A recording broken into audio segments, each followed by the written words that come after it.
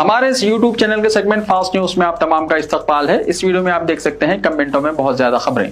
तो आइए शुरू करते हैं वीडियो को और देखते हैं आज की ताजा तरीन खबरें। गणेश त्यौहार और मिलादुन्नबी सल्लल्लाहु अलैहि वसल्लम के पेश नज़र सिक्योरिटी फोर्सेस का मार्च। हैदराबाद के संतोष नगर इलाके में गणेश विसर्जन त्यौहार और मिलादुन्नबी सल्लल्लाहु अलैहि वसल्लम के पेश नज़र सिक्योरिटी फोर्सेस की जानिब से मार्च किया गया। रैपिड एक्शन फोर्स की एक कंपनी ने मुकामी पुलिस के साथ मिलकर संतोष नगर और अतराफ के हसास इलाकों में ये मार्च किया।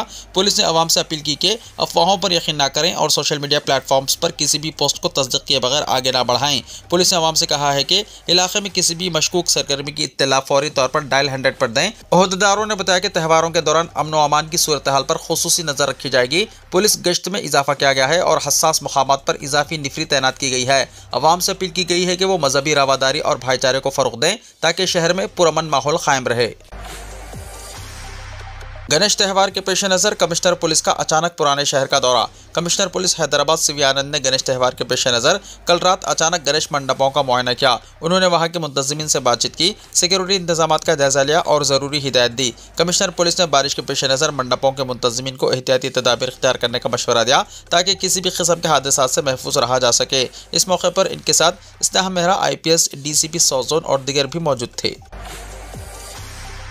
गणेश निमज्जन के इक़दामात कमिश्नर JHMC का जायजा। कमिश्नर JHMC RV कन्नन ने बल्दी ओहदेदारों को हिदायत दी है कि गणेश निमज्जन प्रोग्राम को महफूज माहौल दोस्त और बिला रुकावट मुनक्किद करने के इक़दामात किए जाएं। हफ्ते के दिन उन्होंने कई तालाबों, ग्राउंड्स, मसनवी तालाब और नेकलेस रोड के पास बनाए गए छोटे तालाब का मुआयना किया। गणेश की मूर्तियों के विसर्जन के इंतजामात का जायजा लिया। कमिश्नर ने बताया कि 14,486 मुलाजिमीन 3 शिफ्टों में सफाई के कामों में मसरूफ हैं। अब तक 1400 मीट्रिक टन कचरा उठा लिया गया है। गणेश पंडालों में कचरा जमा करने के लिए 5 लाख थैले भी फराहम किए गए हैं। मस्जिद 2000 इजाफी अमला तैनात किया जा रहा है। 74 मसनवी तालाब कायम किए गए हैं। कंट्रोल रूम के जरिए निगरानी रखी जा रही है। उन्होंने अवाम से ताउन की ख्वाहिश की।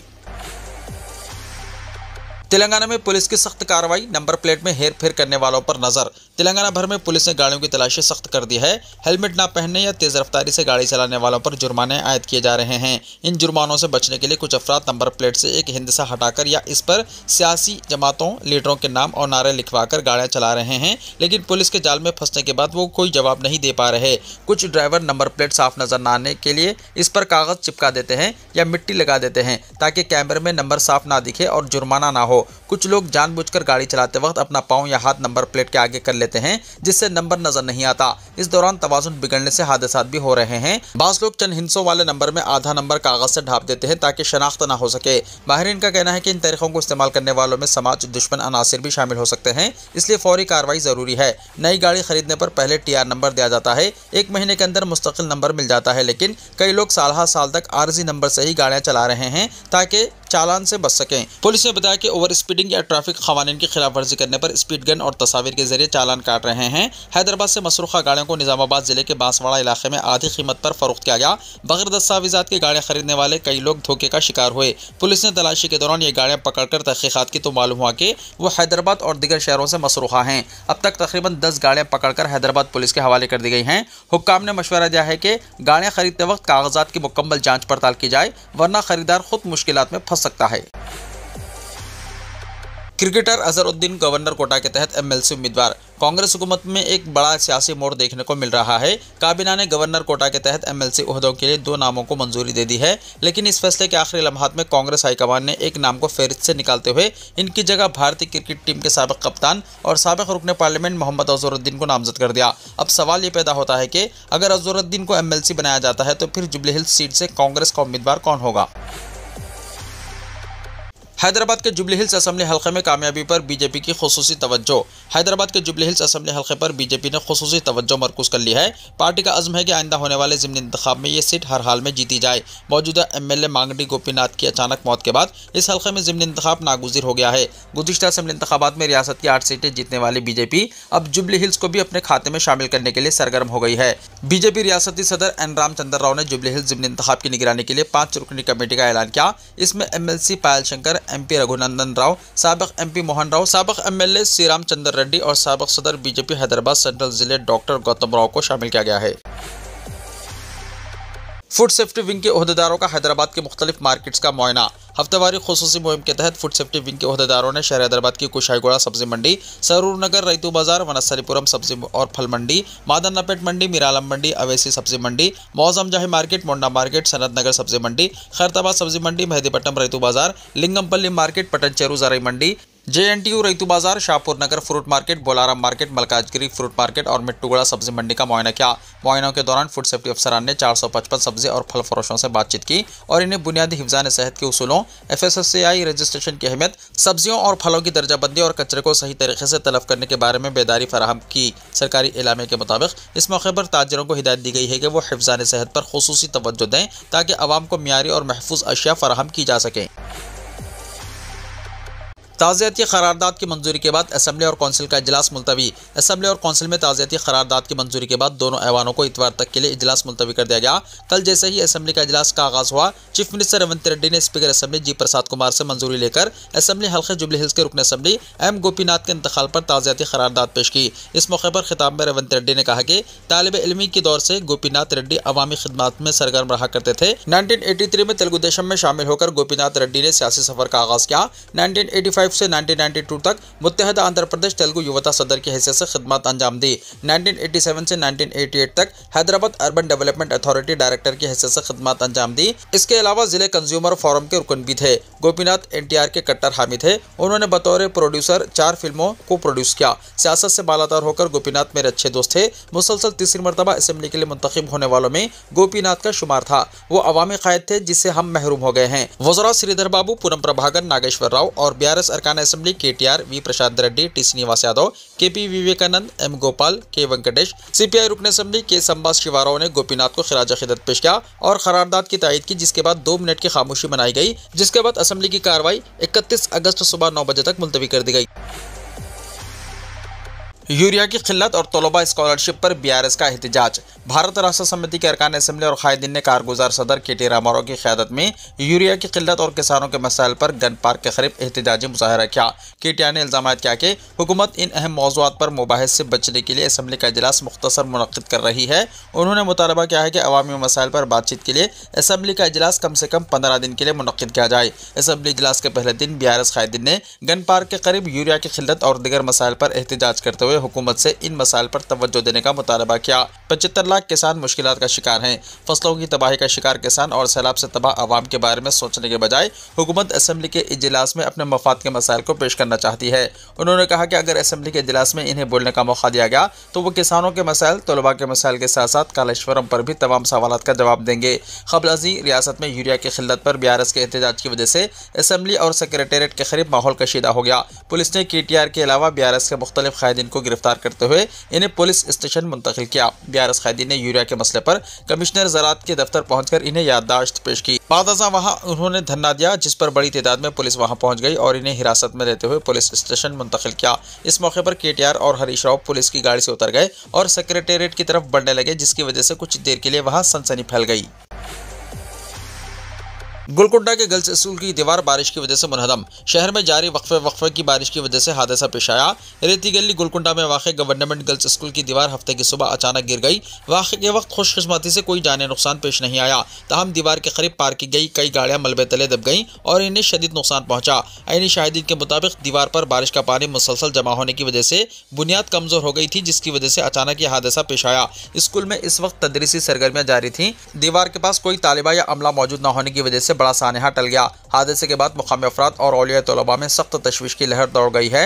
उन्होंने स्कूल की इमारत और अतराफ की दीवारों का फौरी मुआयना कराने और मरम्मत के इक़दाम करने का मुतालबा किया है, ताकि मुस्तक़बिल में किसी बड़े हादसे से बचा जा सके। इत्तला मिलने पर मुकामी पुलिस और बल्दिया के ओहदेदार भी मौके पर पहुंचे और नुकसान का जायजा लिया।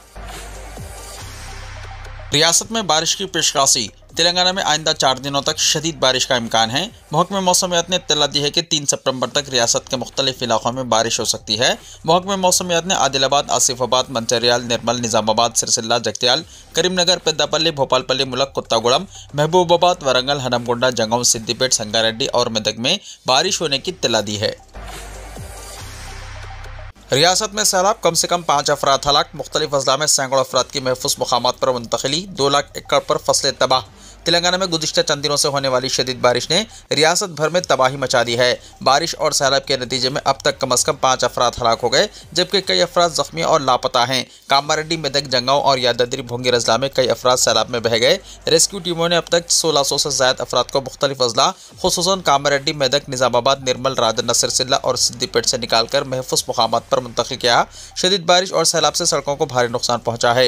महकमे पंचायत राज और इमारत शवारे के मुताबिक 1000 किलोमीटर से ज़्यादा सड़कें मुतासर हुई हैं और 31 हिस्से मुकम्मल तौर पर कट गए, जिनकी मरम्मत पर तकरीबन 1157 करोड़ रुपये लागत आएगी, जबकि अबूरी मरम्मत के लिए 53 करोड़ रुपये दरकार हैं। पंचायत राज महकमे ने भी 1291 मुकामात पर सड़कें बंद और कलवर्ट्स के मुतासर होने की निशानदही की है, जिन पर 374 करोड़ रुपये खर्च होंगे। इसी तरह दही सड़कों की बहाली के लिए 147 करोड़ रुपये का तखमीना लगाया गया है। इस तरह मजमूई तौर पर रियासत में सड़कों और मुतल्लिक़ा इंफ्रास्ट्रक्चर के नुकसान की मरम्मत पर तकरीबन 1552 करोड़ रुपये की ज़रूरत है। ज़राई शोबे को भी भारी नुकसान पहुंचा है।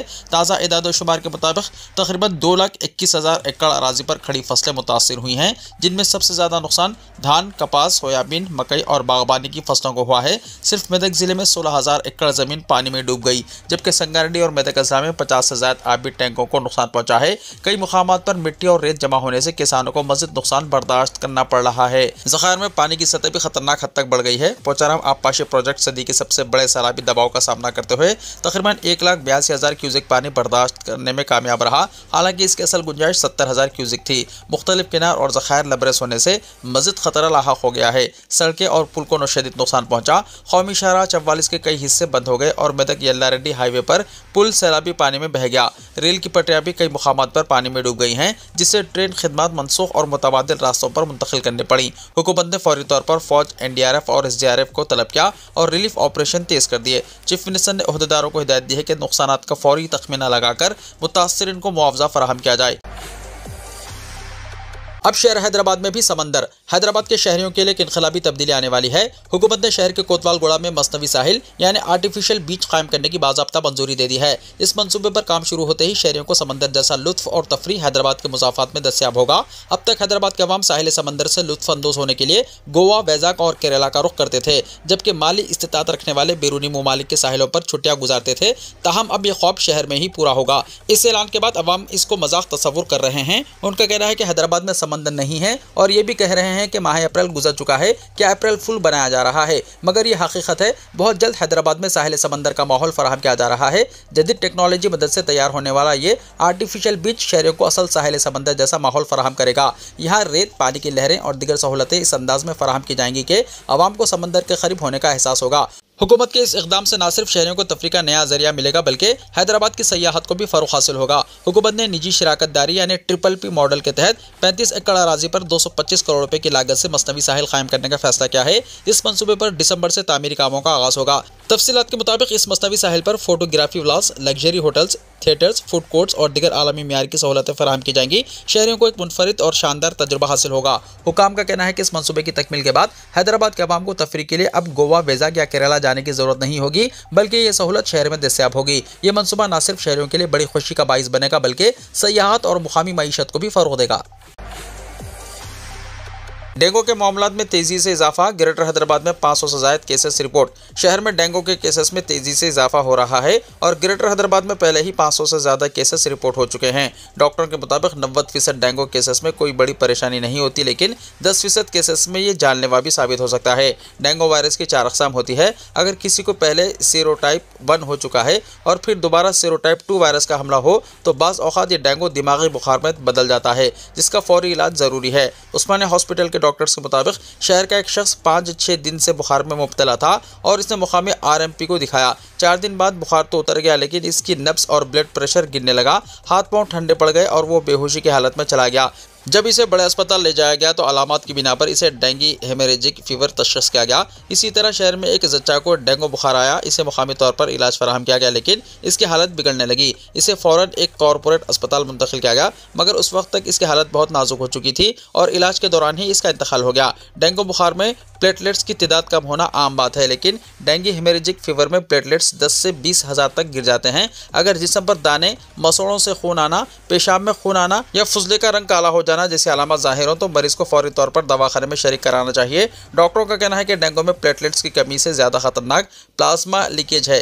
प्लाज्मा लीकेज का मतलब खून में मौजूद सयाल मादे का खून की रगों से बाहर निकलना। इसकी वजह से खून गाढ़ा हो जाना है, खून की गर्दिश कम हो जाती है और दिमाग, जिगर, गुर्दे जैसे अहम आज़ा को ऑक्सीजन और ग़िज़ाई अज्जा की फराहमी रुक जाती है, जिससे वो काम करना बंद कर देते हैं। इसके अलावा दिल की धड़कन तेज हो जाती है और पेट में शदीद दर्द होता है। आमतौर पर 90% लोगों को डेंगू से कोई बड़ी परेशानी नहीं होती, लेकिन डेंगू हेमोरेजिक फीवर की सूरत में बहुत एहतियात की ज़रूरत है। अगर शदीद पेट दर्द, क़ै, जिस्म के अज़ा से खून बहना, नब्ज़ और ब्लड प्रेशर में कमी, हाथ पांव ठंडे पड़ना, हाथ में सूजन और आंखों के नीचे सूजन जैसे अलामत ज़ाहिर हो तो ये डेंगू शॉक सिंड्रोम का बाइस बन सकता है और मरीज बेहोशी की हालत में चला जाता है। ऐसी सूरत हाल में फौरी तौर पर माहिर डॉक्टर से रुजू करना चाहिए।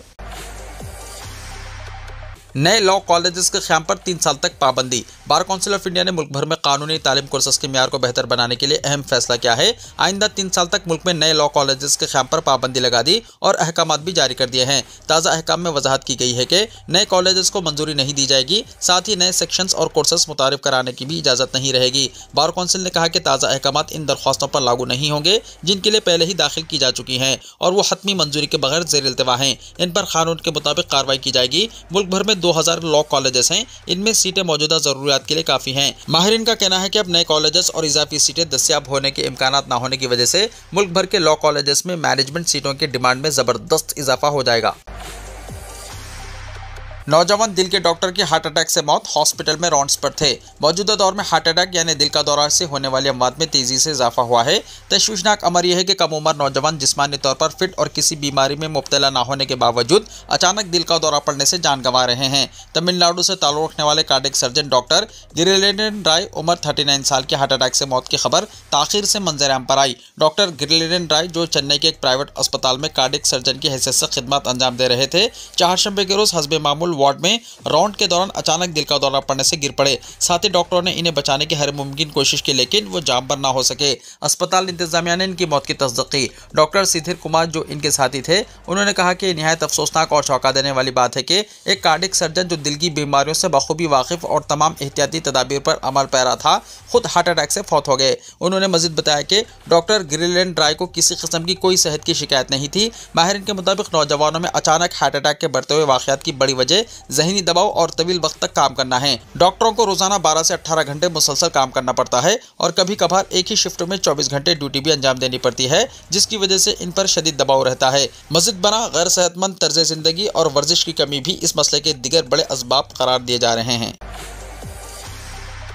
बैंक मैनेजर ने कैंटीन में गाय के गोश्त पर पाबंदी लगाई। केरला के कोची में एक चौंका देने वाला वाक़या सामने आया, जहां एक बैंक मैनेजर ने कैंटीन में गाय के गोश्त यानी बीफ की फराहमी पर पाबंदी आयद कर दी। इस फैसले के खिलाफ बैंक मुलाजिमिन ने एहतजाजन बीफ पार्टी का एहतमाम किया। इत्तलात के मुताबिक बैंक का इलाकाई मैनेजर असल में बिहार का रहने वाला है और हाल ही में इसकी तकर्रुरी कोची की शाख में हुई है। Bank employees federation of India यानी BEFI के कारकुनान पहले ही मैनेजर की मुबैना ज़हनी हिरासानी के खिलाफ एहतजाज की तैयारी कर रहे थे, लेकिन गाय के गोश्त पर पाबंदी के बाद एहतजाज का रुख मुकम्मल तौर पर बदल गया। मुलाजिमिन ने दफ्तर के बाहर गाय का गोश्त और रोटी पेश की। एहतजाज को मुकामी सियासी हिमायत भी मिली। बाएं बाजू की हिमायत याफ्ता आज़ाद MLA के T जलील ने मुलाजिमिन के इक़दाम को सराहते हुए कहा कि केरला में संघ परिवार का कोई एजेंडा कामयाब नहीं होगा। उन्होंने फेसबुक पर लिखा, क्या खाना है, क्या पहनना है, क्या सोचना है, ये फैसला कोई सीनियर अफसर या ताकतवर नहीं करेगा। हमारी ज़मीन सुर्ख है और इस सरजमीन का दिल भी सुर्ख है। यहाँ सुर्ख झंडा लहरा रहा है, इसलिए फाशिज्म के खिलाफ बेखौफ आवाज़ बुलंद की जा सकती है। BEFI के लीडर SS अनिल ने कहा कि कैंटीन में मखसूस दिनों पर बीफ पेश किया जाता था, मगर मैनेजर ने अमले को हिदायत दी कि अब गाय का गोश्त नहीं दिया जाए। उन्होंने कहा, यह बैंक आइन के तहत चलता है, खाना हर शख्स की ज़ाती पसंद है। हिंदुस्तान में हर शहरी को यह हासिल है कि वो अपनी पसंद का खाना खा सके। हम किसी पर ज़बरदस्ती नहीं कर रहे, हमारा एहतजाज सिर्फ अपने हुकूक के लिए है। इस वाक़े ने न सिर्फ बैंक के अंदर हलचल मचाई, बल्कि रियासत की सियासत में भी एक नई बहस को जन्म दिया है। ट्रंप के टैरिफ गैर कानूनी करार, अमेरिकी अदालत का तारीखी फैसला।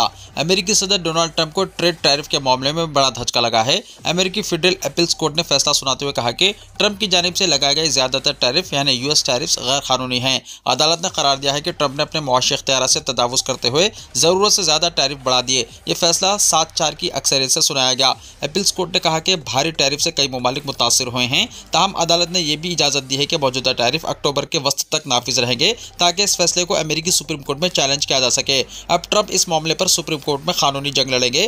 फैसले पर रद्दमल जाहिर करते हुए ट्रंप ने अदालत पर सख्त तनकीद की और अपनी सोशल मीडिया प्लेटफॉर्म ट्रुथ पर कहा कि तमाम ममालिक पर आयद किए गए टैरिफ अब भी नाफिज हैं।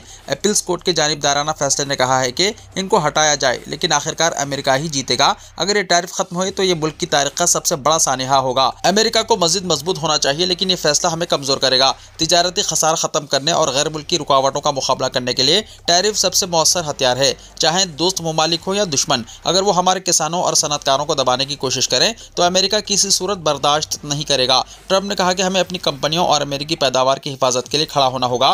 कई दहाइयों से हमारे सियासी कायद ट्रेड टैरिफ को हमारे खिलाफ इस्तेमाल करते रहे हैं, लेकिन मैं सुप्रीम कोर्ट की मदद से इन्हें अमेरिका के मफाद में इस्तेमाल करूंगा और मुल्क को मजीद ताकतवर, अमीर और बाअसर बनाऊंगा। वीडियो को लाइक शेयर कीजिए और हमारे इस YouTube चैनल को सब्सक्राइब करते हुए इसके बेल आइकॉन को भी प्रेस कर लीजिए ताकि ऐसी ही ताजा तरीन खबरों का नोटिफिकेशन सबसे पहले आपको मिलता रहे।